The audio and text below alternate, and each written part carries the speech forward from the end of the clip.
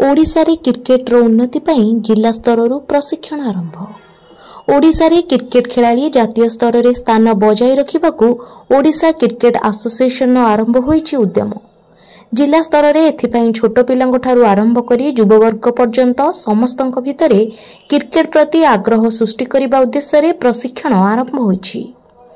एही अवसर रे ओसीए एवं खोर्धा क्रिकेट एसोसिएशन रो मिलित आनुकूल्य रे स्थानीय मिनी स्टेडियम रे 2 दिनिया प्रशिक्षण शिविर आरंभ होई जायछि। एही शिविर रे अंतर्जातिक क्रिकेट कोच भी भेंकटरम जोगदेई पिलामानंकु क्रिकेट संपर्क रे विभिन्न टिप्स प्रदान करिथिले। अन्य मानंक मध्य रे ओसीए कोच केबी प्रसाद एवं प्रभात नायक जोग देइथिले। खोर्धा क्रिकेट एसोसिएशन रो सभापति राजेंद्र कुमार साहू एही शिविर रे जोग देई ओसीए तरफरु आयोजित एही कार्यक्रम द्वारा राज्य रे अनेक युवा क्रिकेटर सृष्टि करिबा लागि आशा व्यक्त करिथिले। ओसीए कोषाध्यक्ष विकास कुमार प्रधान सम्मानित अतिथि भावे जोग देई कहिथिले जे राज्यर प्रत्येक जिल्ला रे एही बड़ी प्रशिक्षण शिविर ओसीए द्वारा आयोजन करा जाई ग्रामांचलरू क्रिकेट खेलाड़ी को राज्य स्तर रे भाग नेबा पई प्रयास जारी रहिछि। क्रिकेटर सृष्टि करबा उद्देश्य रे ओडिशा क्रिकेट एकाडेमी एवं खोर्धा जिला क्रिकेट एसोसिएशन रो एभली उद्यम को बहु क्रिकेट प्रेमी प्रशंसा करिसेंती।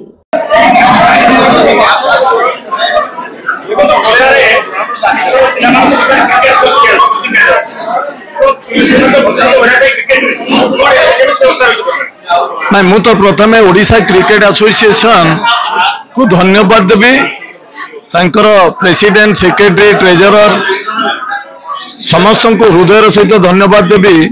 खोर्धा भली एक जिल्ला रे से छोट पिला मानकर आम जिल्लार पिला मानकु ट्रेनिंग दबा पई एटी आपण माने देखिचंती भेंकट राम महोदय आसीचंती।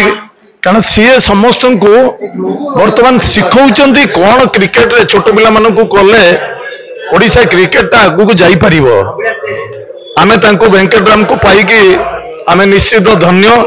कारण खोर्धा माटी रे जने पुराना क्रिकेटर को पाई कि से सीनियर मोस्ट कोच हिसाब रे अनेक जगह कार्यक्रम करिसेंती। एठी मध्ये ओडिशा क्रिकेट एसोसिएशन ने कार्य करिबा पई हमर प्रेसिडेंट सेक्रेटरी को तरफ ओडिशा क्रिकेट एसोसिएशन तरफ तांको डका जाईछि।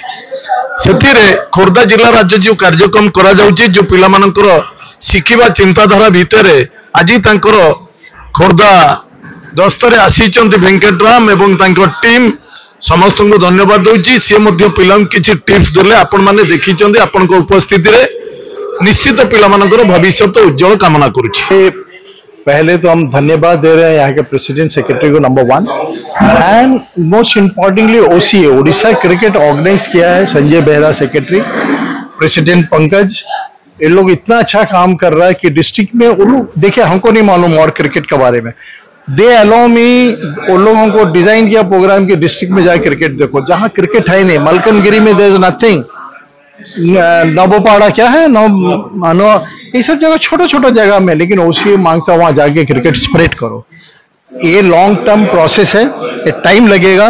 अगर जिस दिन ये चीज बहुत क्रिकेटर है ऐसा आदिवासी बच्चा है ना वो सब किनारे में जो छत्तीसगढ़ बॉर्डर में, हमको आई एम वेरी ऑप्टिमिस्टिक और बहुत हमको उम्मीद है कि उड़ीसा टीम 2 साल लगेगा। अगर ये हम लोग ड्राइव रखेगा इस तरह से हम लोग 2 साल में बहुत सारा प्लेयर जो कर लेगा।